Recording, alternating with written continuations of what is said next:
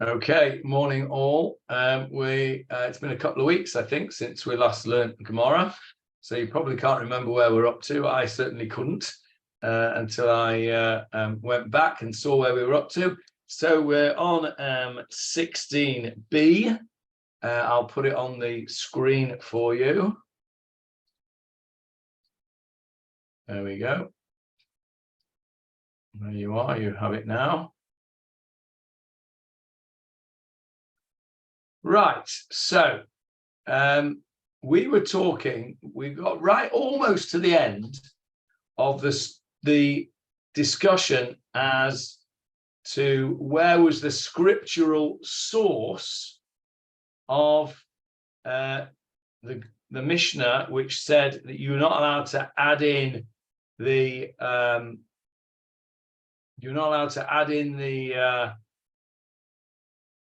add to the city of Jerusalem or to the courtyard of the Beit HaMikdash without the approval of the 71-man court.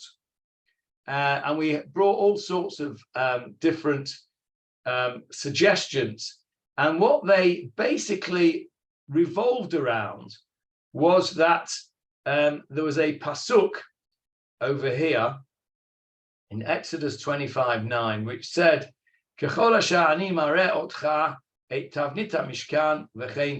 everything that I show you, this whole building of the Mishkan, so you shall do. And the Gemarah had said that these words v'chein ta'asu were redundant. Let's just have a look and see where they are. No, that isn't it. It was in Exodus 25:9. Let's just get that up on the screen and have a look.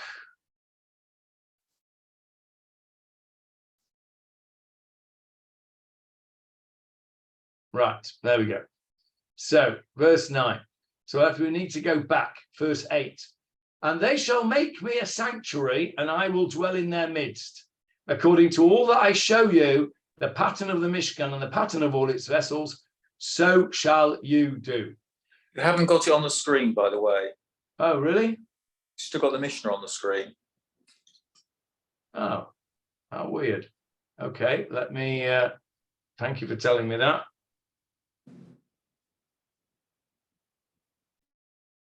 Got it now? Right, so, and they shall make me a sanctuary, verse 8, and I will dwell in their midst, according to all that I show you, the pattern of the Mishkan and the pattern of all its vessels. And so shall you do. V'chein ta'asu. The Gemarah did not like this and said, we don't need that, and so shall you do, because it's got over here, and they shall make me, which is the same word, asu. Yeah, ta'asu and asu. Why says the Gemarah, do we need to repeat that? And if you remember, there was some back and forth as to whether the future temples, the Batei Mikdash, were to be made in exactly the same way as the Mishkan, meaning exactly the same dimensions, exactly the same size courtyard, etc. And the Gemarah had said that this expression v'chein ta'asu and so shall you do has in brackets after it in the future, and so shall you do in the future. In other words, it's got to be exactly the same. And then we had in the Mishnah. Have you by any chance still got the thing, or is that the Mishnah, the Gemarah now? It's not the Gemarah now. Okay, I thought I'd cracked this last week, but obviously I haven't. So I'll put it back on again.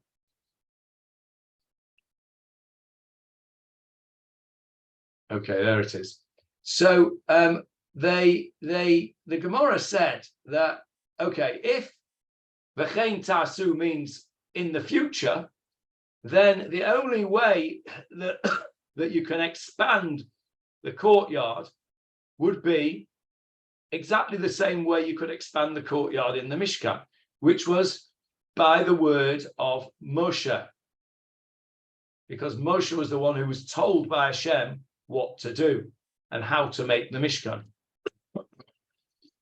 Moshe, of course, as we know, is the equivalent of what? The Sanhedrin. We've said that all along. So if in the Mishkan you could only change the dimensions by the mouth of Moshe, by the word of Moshe, then in the future you could only change the dimensions of the temple by the word of the equivalent of Moshe, which is the 71-man Sanhedrin.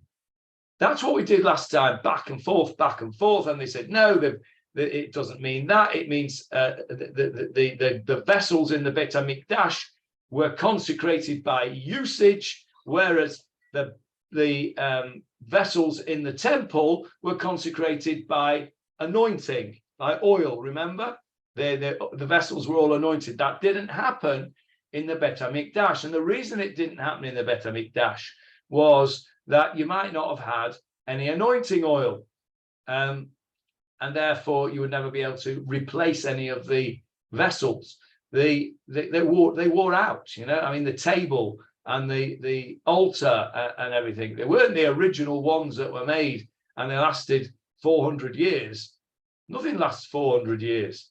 You know, it doesn't last 400 days when you buy something in Israel these days, but it didn't last 400 years. So they had to make new ones. So how did they make new ones? I mean, how did they come to use them? They were by use in the Beit HaMikdash. That is what consecrated them as holy. So one of the opinions in the Gemarah said, well, that shows that they're not equal. The Mishkan and the Beit Mikdash are different, because over there it's anointing that consecrates the vessels, and over here it's usage. And then they went backwards and forwards, and the bottom line, which is where we got to right at the end, was Ella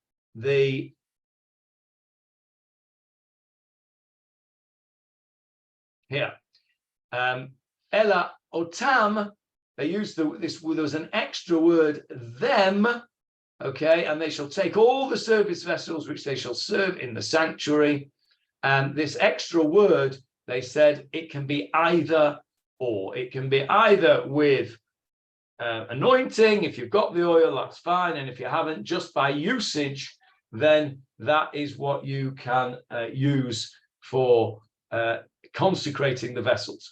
So the bottom line was, after this whole story back and forth, was that the Beit Mikdash and the Mishkan are comparable, not in every way, but in certain ways. And one of the ways they're comparable was that you cannot mess about with the dimensions unless the Sanhedrin says so, on the basis that it was Moshe that did the thing in the original Mishkan. So that was where we got last time. We're going to start now at this little S. It's a new subject, and we need to go back to the Mishnah to tell us what we're talking about, because the Gemarah, of course, just quotes the first couple of words of the subject, and we are meant to know what it says. And this is what it says. I'm over here. Can you see on the screen? I've highlighted it there. Ein osin Sanhedriot. That's the plural of Sanhedrin. You might think it was Sanhedriim, or Sanhedrinim. It's not, it's Sanhedriot. You do not appoint a Sanhedrin, lashvatim, for the tribes, ela al pi bet din shel shivim ve'echad, only on the basis of a court of 71. What does that mean? It means that, as you know, there's a hierarchy of courts. Like in the UK, you've got your magistrates' courts, Then you've got your, what have you got next? County Court. Is that right? And then you've got High Court, and then you've got House of Lords. Is that right, Avril? Court of Appeal in the middle. Court of Appeal, yeah. I missed the Court of Appeal. Okay, so you've got this hierarchy. Well, you had a similar hierarchy in the time of the Beit Mikdash. You had the courts of the city. I suppose that's the equivalent of the local district courts.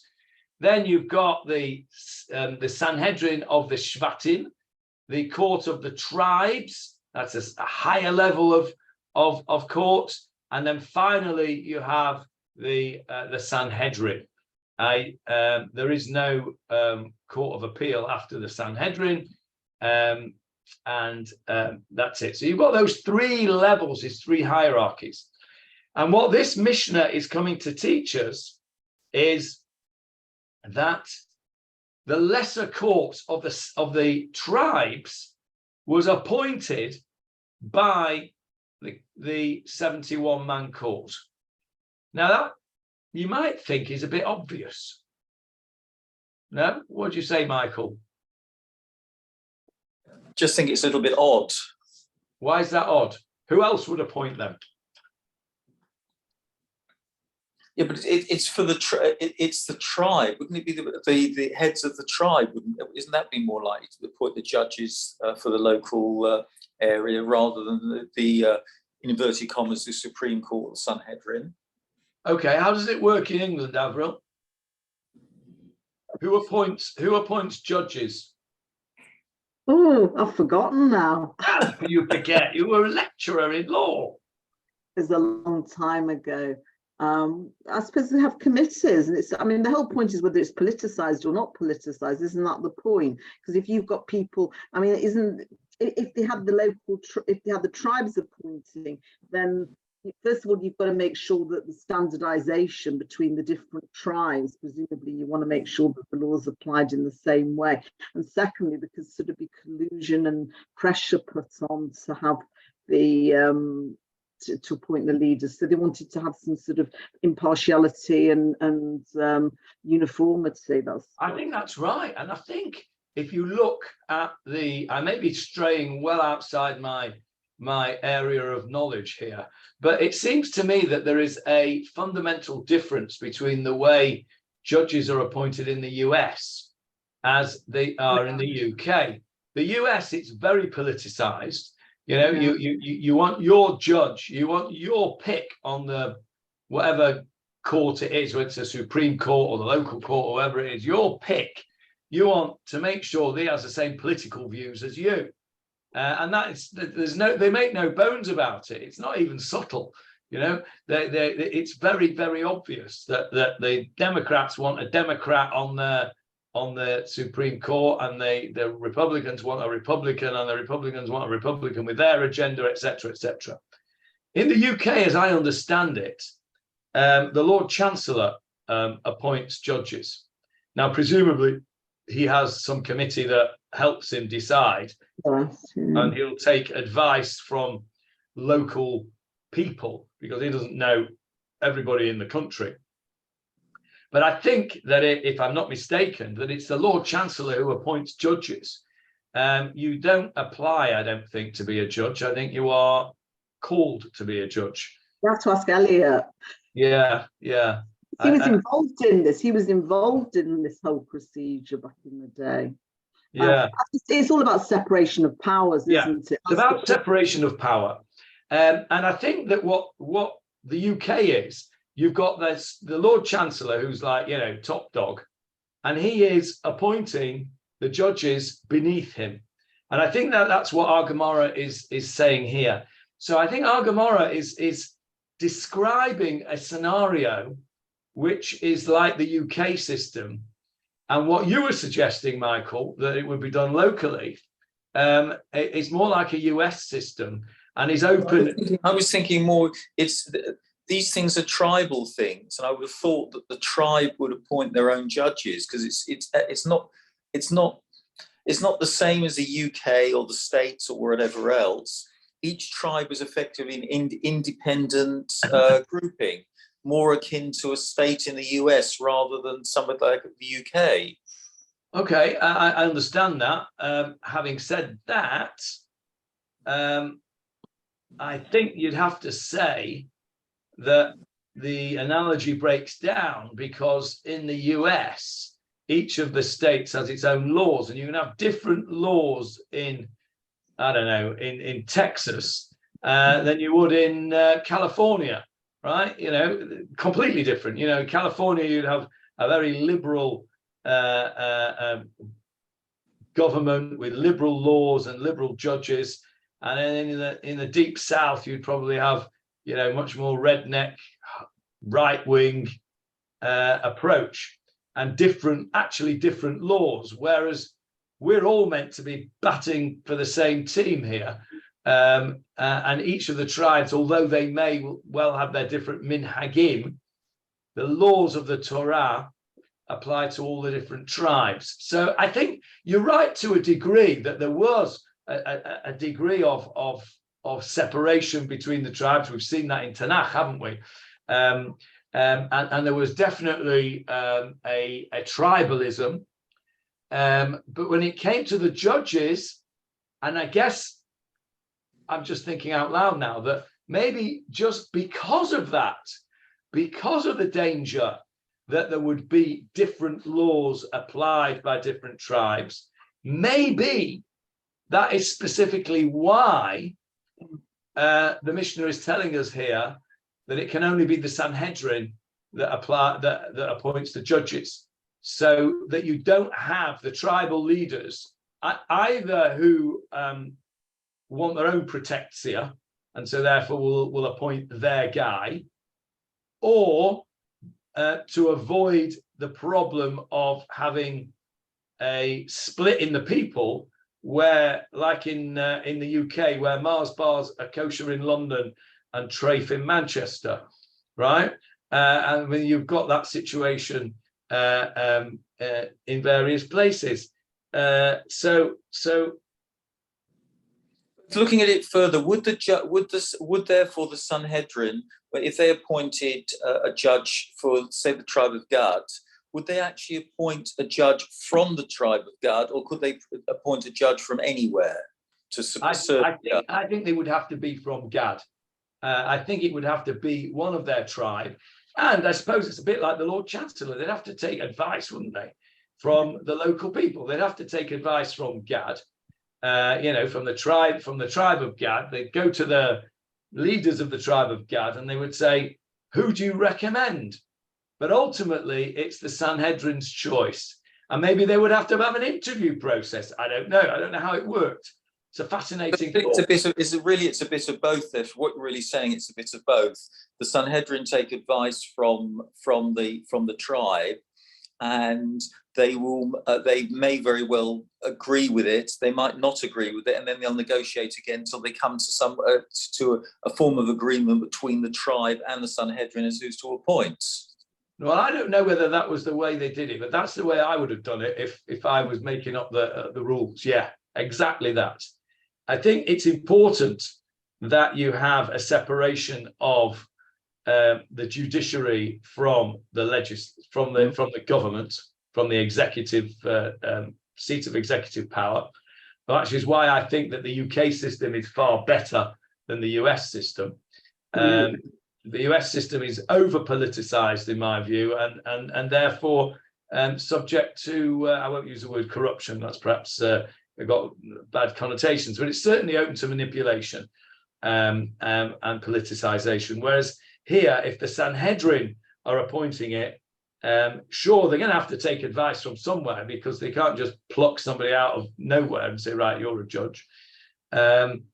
But there would be some interview process, and they would have to go through some sort of vetting procedure, I'm sure.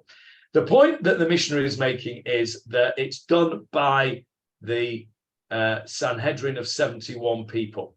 Now, we're going to play our usual game. How do you know? What is your scriptural source, Mr. Mishnah, for saying that that is the case? And so we go back to the Gemarah here. We're on page 87 if you've got a Steinsaltz there. Ein osim, yes, I thought you did. Ein osim Sanhedriot, chula, etc. The Mishnah teaches that they may appoint a lesser Sanhedrin for the tribes only on the basis of a court of 71 judges. Asks the Gemarah, Manalan, how do you know? Where do you get that from? And they come up with our old answer that we had a few times. We'll start with this. Kid ashkachan b'Moshe. As we find it, what word can you see in there? Kid ashkachan. You're usually very good at this, Avril. What can you see in there? Where is it? Here.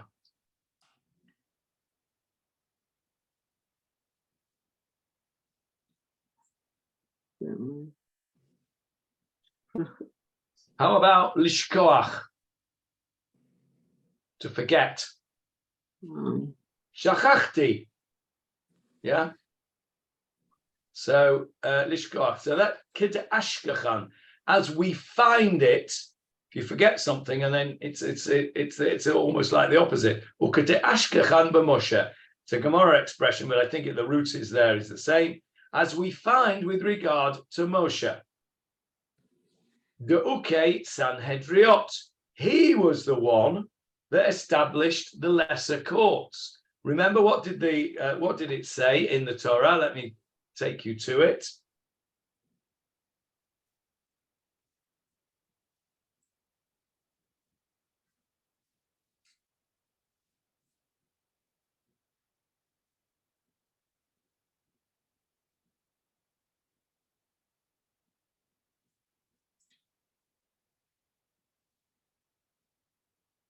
There we go. It's in chapter 18 of Shemot from the parasha of course, Yitro.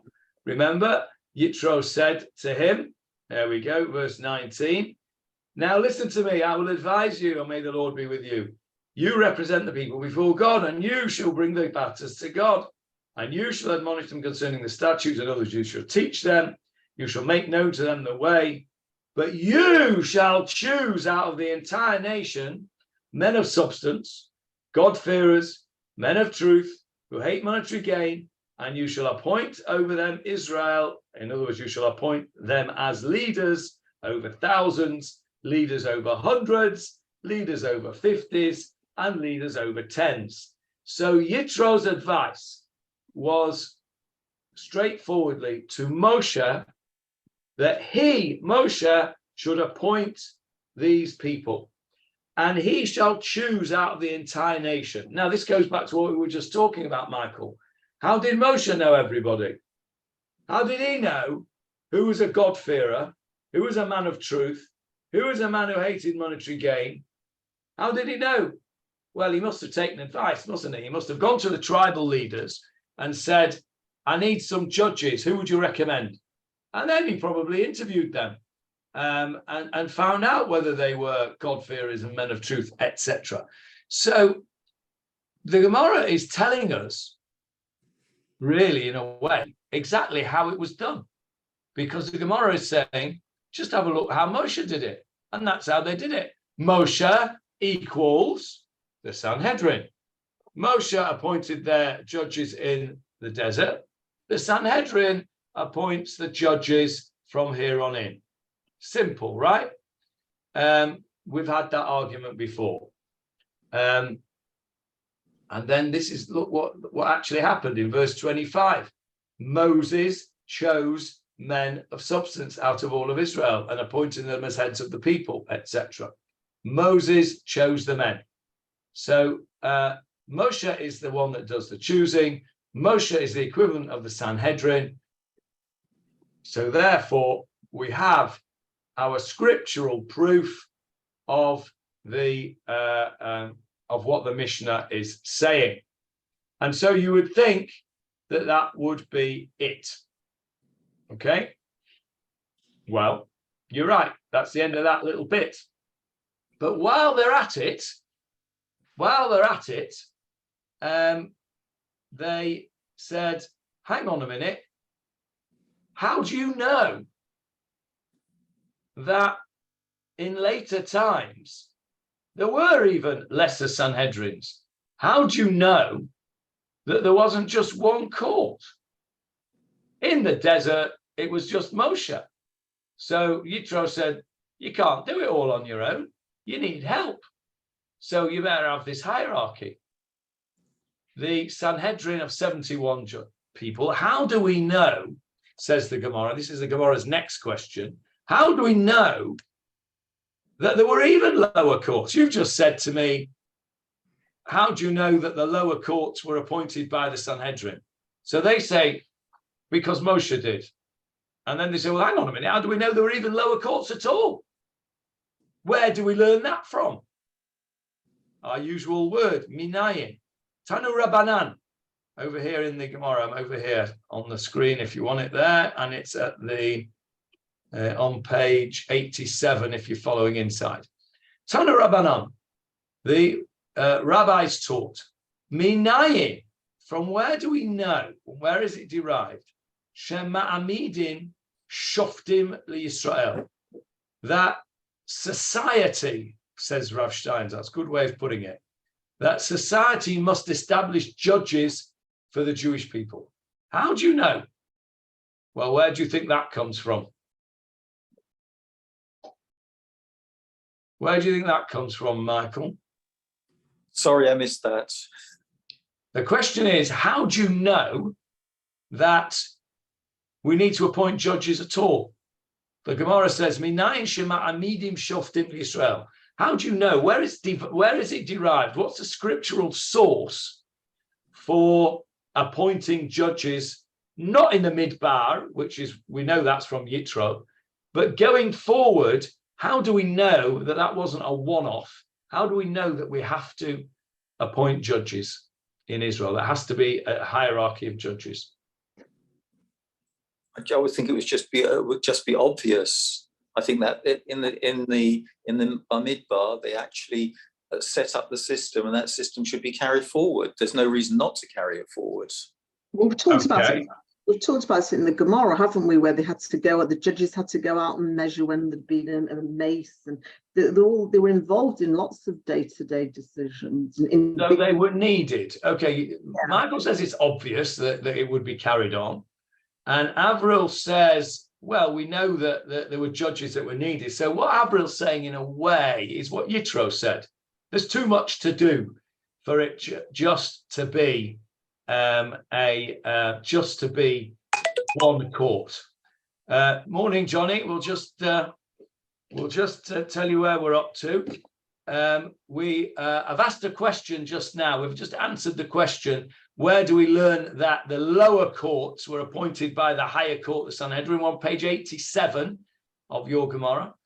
And now we've just asked a question. How do you know, what's your scriptural source for the fact that there were courts at all other than the Sanhedrin? How do you know that there were lower courts? Michael says it's obvious because in the wilderness, in the desert, Yitro recommended it to Moshe, and Moshe did it, so he just carried on. And Avril said, well, it's obvious because there's too much to do. Like there was too much to do for Moshe in the desert, there's too much to do for one court, so therefore there has to be a hierarchy of courts, which is both correct, but don't answer the question. Where's the scriptural source? Where's the scriptural source? I'll give you a clue. We will be reading it in approximately 4 or 5 weeks' time. And I'll give you another clue. It's very obvious from the title of the parasha. Shoftim. Correct. Parashat Shoftim. Parashat. Let's have a look at Parashat Shoftim. Yes, exactly. Let's go and have a look at it. I'm going to put it on the screen for you now.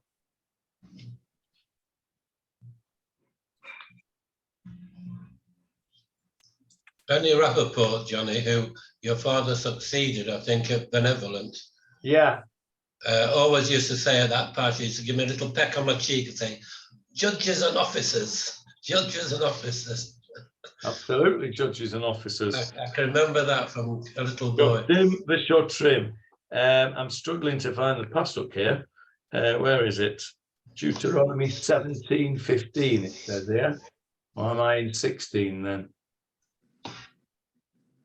There we go.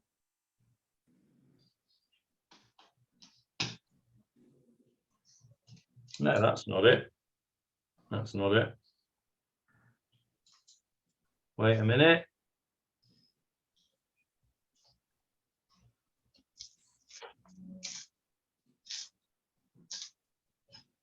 (21) 16. I was right the first time. 16. 16:18. There we go. There we go. There it is. On the screen for you now. See it? Shoftim v'shotrim titen lecha. No, it's not on the screen. No, it's not on, Johnny. I'm having a nightmare with this screen today, aren't I? You're okay now. Right. Okay. I'm not having a good day with this screen. Shoftim v'shotrim titen lecha b'chol she'arecha. And you shall set up titen lecha. You shall literally, if we translate this literally, it means judges, shoftim, judges. By the way, what's the modern Hebrew word for a judge? Shofet. Shofet, correct. What else does shofet mean? In a sporting sense? Referee. A referee is a shofet. Why? Because he judges between the two teams. So yes, shoftim and shotrim. Shotrim. What's a shoter in modern Hebrew? Policeman. A policeman. What is the word for the police force?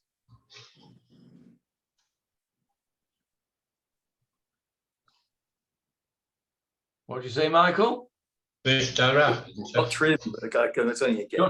Shotrim are the policemen. No, yeah. Mishtara. Mishtara is the police force. You've seen it on the signs. Mishtarat Yisrael, the Israeli police force. So shoter is a policeman, and different to a shofet. So shoftim v'shotrim, judges and policemen, titen lecha, you shall appoint for yourself, b'chol she'arecha, in all your she'arecha. Cities. Yeah. What's the word for city? Shah. No, the word for city is Ear. ear. Oh, yeah. What does sha'ar mean? You're right, Johnny, but it's not. Shah's a gate. Sha'ar's a gate. Gated city. Yeah. Uchasavtom al mezuzos beisecha u Visharecha, yeah. visharecha, and on your gates. So sha'arecha is your gates, but you're right. The meaning is the city. Now, why does it say you shall appoint them in all of your gates? Why doesn't it say you shall appoint them for every city? Why does it say in all of your gates? B'chol sha'arecha. That's where they used to sit. They used to sit at the gates, didn't they? Yeah, that's right. That's where the courthouse was. The courthouse was at the gates of the city. How do we know that? Where do we learn that from? Mordecai later on. Yes, Mordecai. Good. Later on, Mordecai. Yes, he sat at the Haman was at the gates of the city, and Mordecai refused to bow down to him. Correct. Before that, even. Moshe used to sit at the gates. Who? Moshe. There weren't any gates there. They were in the I wilderness. think Boaz and Ruth. Huh? Boaz and Ruth is more likely. Boaz and Ruth, yes, Boaz and Ruth. All that stuff took place at the gate, where Boaz appealed to the closer relative to see whether he wanted to do his business, and he said no, thank you. And so Boaz stepped in. That took place at the gate, correct? Before that, still. Did Moshe sit at the gate of the Mishkan or something? That's different. That was at the that wasn't the city. You'll Okay, I notice know. they were in the desert at that time. They didn't have Before cities. Moshe. They didn't Before have cities. Moshe. They didn't have cities then. Before Moshe. Right. Was it Yosef then? Well, okay. Where was Yosef and the city gate? I don't know.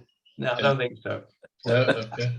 Before that. Yosef. Before Yosef. Yeah, you do.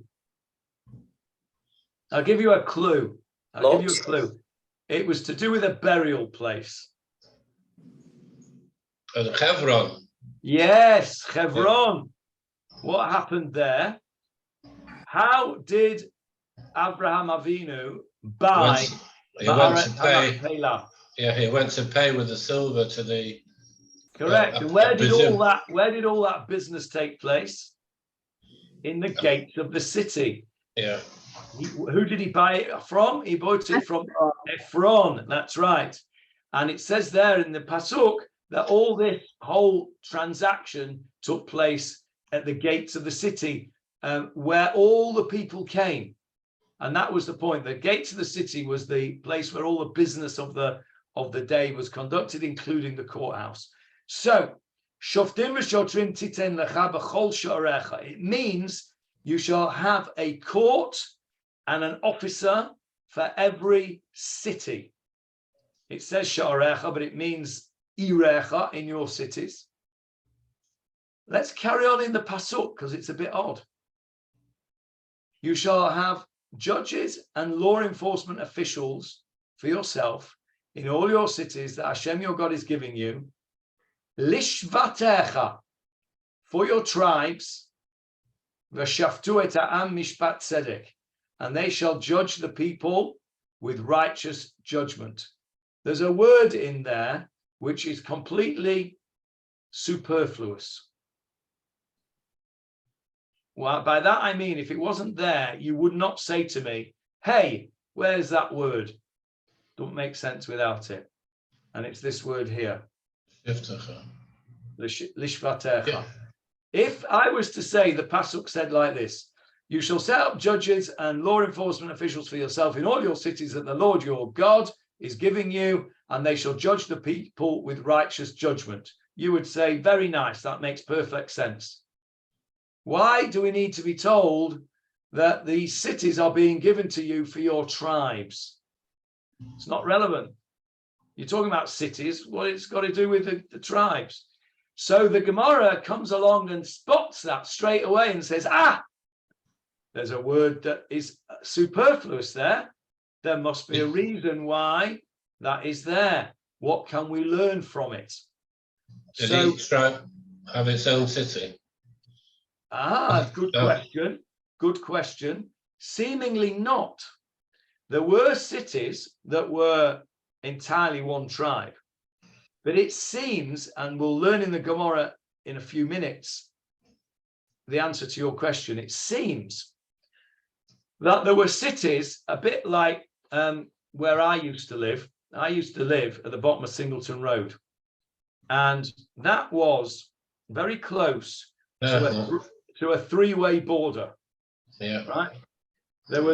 I actually happened to be in Salford, but a few houses down was in Prestwich. The border stone between Salford and Prestwich is just outside where Mayor Garson used to live. Bury, I think it said, didn't it? No, I think it says Prestwich because it's an old one. So just at the bottom of Singleton Road there, where Mayor Garson used to live, there's a boundary stone that says Salford and Bury. There's another one on Park Road, just close to where Mechel Hafner lives, which says Prestwich and Manchester. So close to that area, the bottom of Singleton Road on Bury Old Road end, right? So that little bit of area of Manchester there, where you've got Singleton Road, Bury Old Road and Park Road, just where the cultural centre is, that is an area which all those three boroughs come together, Manchester, Salford and Prestwich. So we had this problem in our practice because we had patients from Manchester who lived in Manchester. We had patients who lived in Salford, and we had patients who lived in Prestwich, which was Bury. So we had to deal with 3 health authorities, 3 lots of district nurses, 3 lots of health visitors, 3 lots of everything. The health visitor for Prestwich couldn't go next door to a family that lived in Manchester because they didn't have funding for it. So you had to speak to the Manchester health visitor for that. So it was quite complicated, actually. If you just had a surgery that was in the, like in Prestwich Health Centre, that was just Prestwich, Bury, that's it. So it seems that tribally, there were cities that were not all one tribe. And we'll see in the Gemarah in a few minutes how we learn that out. And we learn it out, actually, from this pasuk. So you were right to ask that question, Johnny, at this point, because this word lishvatecha is used by the Gemarah. I'm going to go back to the Gemarah in a sec, to learn all sorts of things, because it is redundant, meaning it doesn't add to the simple sense of the sentence. We don't need it to understand the simple sense of the sentence. So let's go back to the Gemarah.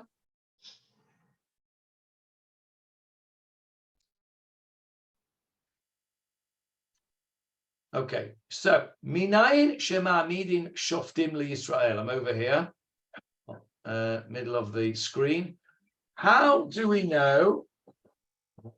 Where's that?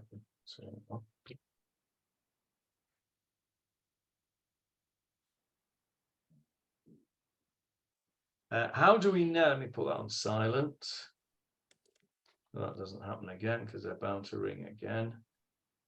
There we go. How do we know that you need to appoint judges for Yisrael? Simple, says the Gemarah. Shoftim titein lecha. Says it in our pasuk. You shall appoint judges. Next question. Shotrim liYisrael minayin. How do you know that you have to have law enforcement agencies? Says so. Shotrim titen. By the way, who were these shotrim? What was their role? They were there, exactly as I said, law enforcement agents. They were there to make sure that you kept the law, which I suppose is like policemen, but they also fulfilled the role of bailiff.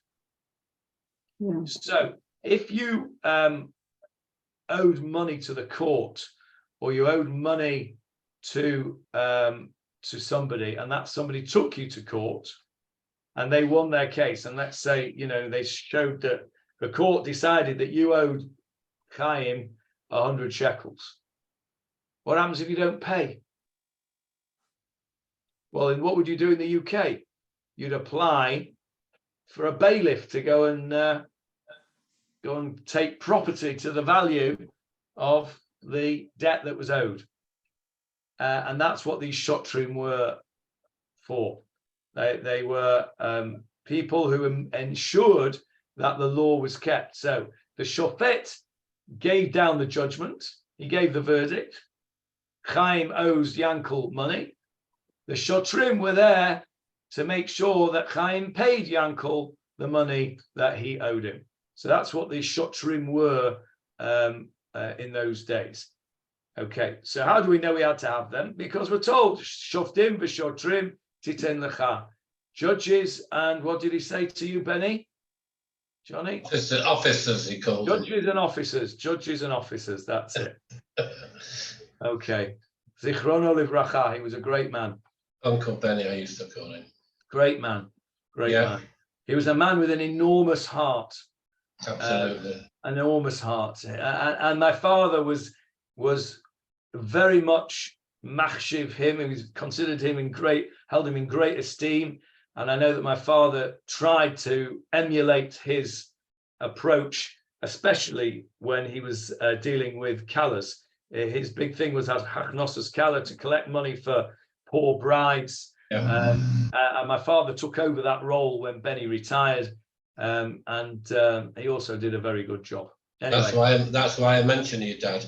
Yeah, blessed be both of them. Okay, So now your question, Johnny.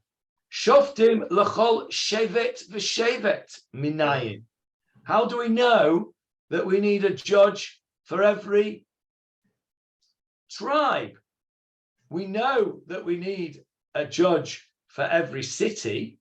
We're going to see that in a minute. But the first question is, how do you know you need a tribe for every a judge for every tribe? Not tribe for every judge. A judge for every tribe. Because it says so. Lishvatecha. That redundant word they use for that. And the same question, how do you know that you need a bailiff for every tribe? You imagine that the tribe of Reuven will not be very impressed if the bailiff from the tribe of Shimon suddenly walks into their territory and starts pushing his weight about. So you have to have a shoter for each tribe. And we know that because it says shoftim v'shotrim, judges and officers. Very simple piece of Gemarah. Next simple piece of Gemarah. Shoftim l'chol ir va'ir minayin. How do we know that we need a judge for every city? Because the pasuk says so explicitly. Shoftim v'shotrim titen lecha b'chol Sharecha. in all your judges, in all your places, all your gates. And as we said before, the gates are where it all happened. Same for the bailiffs. You've got a city bailiff, shotrim b'chol ir va'ir minayin. How do you know that we need a bailiff for every city? Because it says so, shotrim lisharecha. Now, That all seem too obvious. yeah, it is very obvious. But remember, we know it's obvious because we've been taught in school on the basis of the Gemarah. Right? We've been taught by people who knew the Gemarah. We might not have known that Gemarah, but the people that taught us what shoftim v'shotrim titin lecha b'chol sha'arecha means are basing their teaching on the Gemarah. So it is obvious. It's one of the more simple pieces of Gemarah. That's what I meant. It's why do they ask the question? It was so obvious to them. Yeah. Why have they brought it up? No, it's a fair comment. Because it's a much more simple piece of Gemarah than the complicated stuff we've had previously. Couldn't you read it, but just to be a little bit more complicated, because that extra word is in there at the end, couldn't you read it more that for the tribes, it's like a court of appeal, so you had something above the normal local judges as a court of appeal, and therefore in the tribes, you went from local to tribe to Sanhedrin. Okay, that's exactly what the Tosfos says. Very good, Michael. Okay. Tosfos says exactly that. Tosfos says that if you went to the court, not sure it's so much a court of appeal actually, but if you went to the court of the city and they said, not sure here, don't know, not sure what the halacha is, don't know how to paskin, tell you what, we'll pass it upstairs. Then you would go to the tribe, the judge, I nearly said it again then, the tribe of the judge. You would then go to the judge of the tribe, who presumably, like we said right at the beginning, this before you came on, Johnny, we were talking about the difference between the systems of justice in the US and the UK. Like the UK system, you would then go up to the next lot of court, from district court to county court, and etc. When the UK will be a court of appeal. But do you have a situation, Avril, where a court would defer and say, I don't want to make a decision on this, I'm going to defer to a higher court? Does that ever happen? Well, I suppose it depends on what their powers are. If it's within their powers, then they have to make the decision, don't they? You can't just, it's not up to them. I mean, it depends on the situation, I suppose, whether they have to pass it up, but I don't think so. I don't remember. I've practiced law for so long. Okay. So I think that's how it worked there. If they weren't sure, they could pass it up to the tribal judge. Okay, now Rabbi Yehuda throws a bit of a spanner in the works here. And maybe this whole Gemarah is there just for what Rabbi Yehuda is about to tell us now. Rabbi Yehuda Omer, Echad mumuneh al kulam. You must have one court over all of them, which is what? Sanhedrin. Sanhedrin. And interestingly, he learns that out from the word shenema, as it says, titen lecha. Now he translates that, as it were, or interprets that as being, you shall place not for you, but over you. So if we go back to the pasuk in the Torah,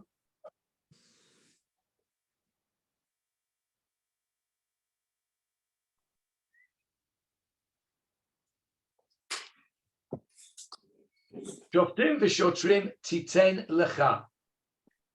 You shall set up, or you shall appoint for yourself. Rabbi Yehuda says, titen lecha means over you. He's interpreting that to mean that there is one supreme court over all other courts, over the shi'arecha and over the lishvatecha. To me, it's a bit of a drag. It's a bit of a, it's a difficult, I don't read it that way at all. I read it in the simple way that we've interpreted it up till now, which is that this means you shall appoint a hierarchy of judges. But that's what Rabbi Yehuda says. And let's just go back to Rabbi Yehuda. He would say the shotrim also must be a higher. We said about the judges applies to the shotrim as well. Then, yeah, presumably, yeah, you'll have different ranks of officer, presumably. Presumably a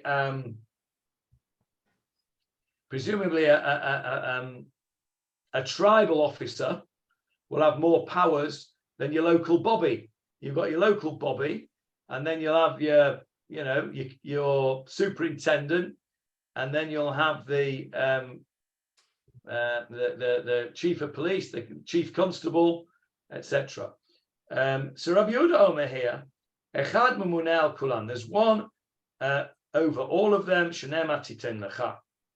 Rabban Gamliel, Shimon ben Gamliel, he says, we can learn something else from this pasuk. It said lishvatecha, and the next words were v'shaftu et ha'am mishpat tzedek. So he puts these two words together, lishvatecha v'shaftu, for your tribes, and they shall judge. And he says mitzvah. It is a mitzvah, bashevet ladun et shifto. It's a mitzvah for the tribe to judge the sinners from within its own tribe, and not to delegate it the responsibility to another tribe. Again, a bit of a dray, because if you look at the pasuk, I know we're flipping back and forth here, but I don't know the way I can do it.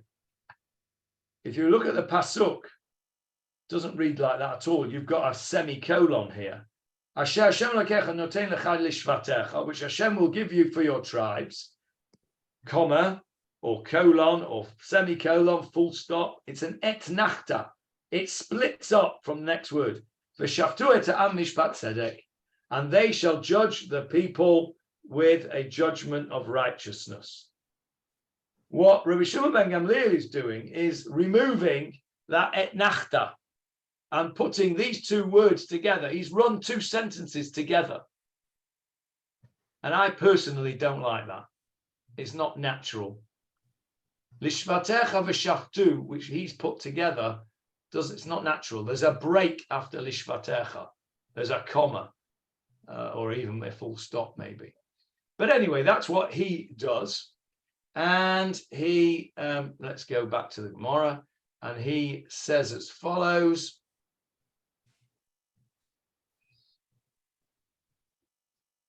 how would he translate the last three words? And that's He doesn't say. So it doesn't say. So it's drush. It's drush. It's not pshat. It's drush. Now, one of the Meforshim, I'm trying to remember who it was now, I looked up, was very interesting. So there's it was the Ran. The Ran asks an interesting question.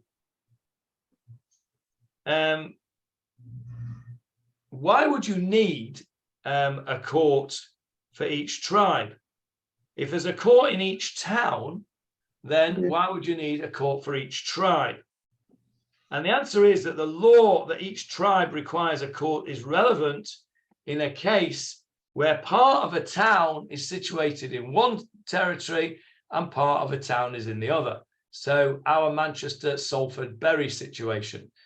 If you do a speeding offence on Park Road, the Manchester bit, you'll get a speeding fine from the Manchester police. If you do it on the other side of Park Road, you'll get one from the Bury police. Okay, two different jurisdictions.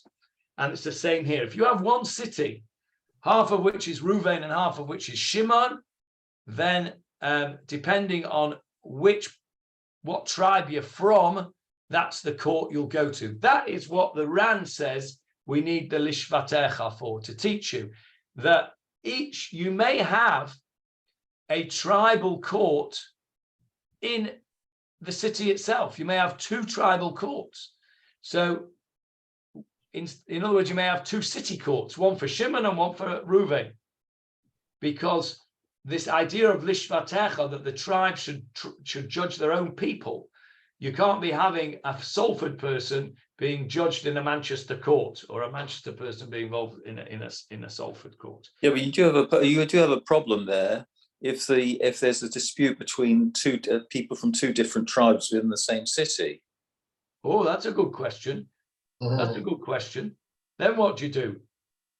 You have to have a combined court of the two. That's a very good question. I don't know. Or do you go up to the Sanhedrin at that stage? Good question. The Ramban, by the way, says simply that the tribal court was a higher court, that if it was too difficult for the local court, it went to the tribal court. So the Ramban says the simple explanation that we said earlier on, and the Ran says that this was learned out specifically for the case where you've got one city with two different tribes. Doesn't answer your question, though. It's a good question. We'll have to think about that and maybe ask somebody who knows a bit more about this than I do. And I'll have to come back to you on that. Good question. If we get an answer, we may be able to put it in Chidushei Polek. You may get a mention there, Michael. So actually, there's no halachic dispute between Rabbi Yehuda and the first part of the Mishnah that says you need to have these judges. It's just a question of where they learn it out from. The Tanna Kama, the first opinion, is we learn it out from the simple explanation of the pasuk, and Rabbi Yehuda derives it from the verse Titen lecha, you shall appoint for yourself. The Tanna Kama says, well, who's going to do the appointing? Well, it's obvious it must have been Moshe that did it in the Midbar, and so we'll use that precedent. It's got to be the Sanhedrin that does the appointing in the later times, because Moshe equals the Sanhedrin. Okay, we'll stop there because we've come to an S. We did a whole little subject there. Look at that. That's impressive. Next time we will start something that we did mention way back in another context, and that is the Ir Hanidachat, the city which is condemned because of idol worship. We spoke about it in a different context. We spoke about it in the context, I think, if I'm not mistaken, of how many judges, etc., or where it was going to be. I can't remember now where we brought it up last time. But here we're going to go into the details of how you designate an Ir Hanidachat, how it comes to be called a subversive city, and that is going to be the subject of next week's shiur, which will not be next Wednesday, because next Wednesday, weather permitting, I shall be at the Old Trafford Ashes test. So thank you. We will reconvene the Gemarah shiur in 2 weeks' time, and we will stop here and start there in 2 weeks' time. Any questions? Stop the recording. Okay.